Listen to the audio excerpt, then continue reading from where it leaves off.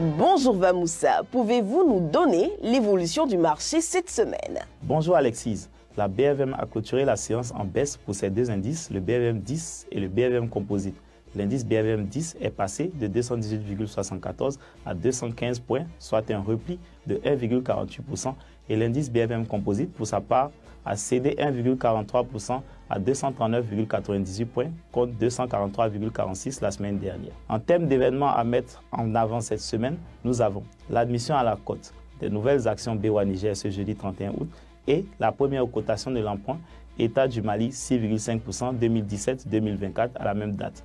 Pour la semaine à venir, il faudra s'attendre au fractionnement des actions Nestlé et à l'admission à la cote des nouvelles actions BOA Burkina Faso et BOA Sénégal. D'accord Vamoussa, parlez-nous de l'admission à la cote des nouvelles actions BOA Niger. Avec plaisir Alexis. Comme sa société sœur du Bénin, BOA Niger a également procédé à la cotation des actions nouvelles attribuées dans le cadre de l'augmentation de capital par incorporation de réserves. Pour rappel, le projet de résolution avait été adopté lors de l'Assemblée générale mixte tenue le 20 avril 2017 et l'opération consistait en l'attribution de 3 nouvelles actions pour 10 actions anciennes. La date de fermeture des registres ayant été fixée au 26 juin 2017, tout investisseur détenant les titres à cette date a pu bénéficier de ces nouvelles actions. Bien noté Vamoussa, vous avez également fait mention de la première cotation de l'emprunt obligataire de l'État du Mali. Quels commentaires en faites-vous?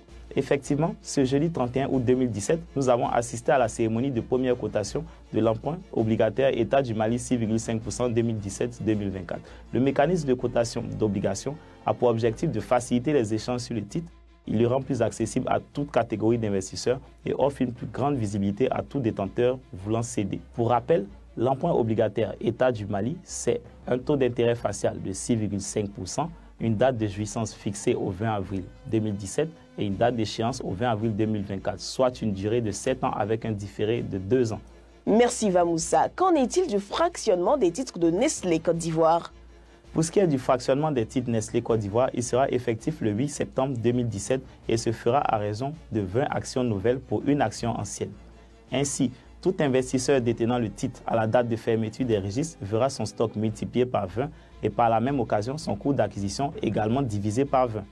Pour comprendre aisément la notion de fractionnement, prenez l'image selon laquelle vous divisez votre gâteau au chocolat en 20 parts afin de le consommer plus facilement.